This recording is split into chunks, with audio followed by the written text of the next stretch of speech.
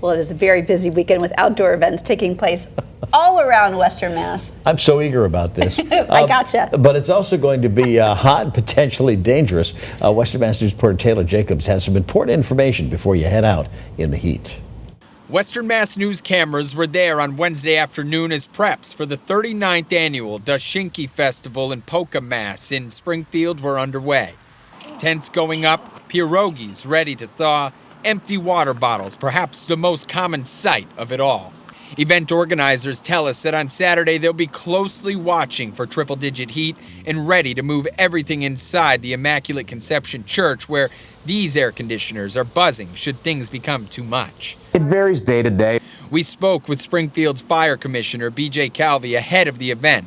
He explains that while heat-related calls are common in the summer, this weekend could be a whole nother animal. He says it's important to recognize when someone is experiencing a heat-related illness. Heat exhaustion is when you're sweating and starting to get dehydrated. Heat stroke is a true medical emergency. That's when you stop sweating and your body can't regulate its own internal temperatures anymore. So that's when you really need to make sure you're calling 911 and getting those people help.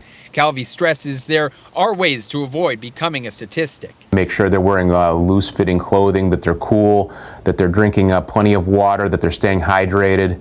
Stay out of the sun as much as possible or out of direct sunlight. Also, be aware of the vulnerable. The elderly and small children are at risk for this type of heat. They can't regulate their body temperatures as well.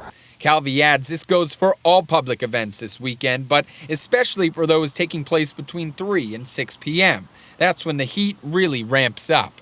So take a look at this clock. It might help you plan your Saturday. Yoga in the park at MGM Springfield probably posing the least concern, starting at 9 a.m.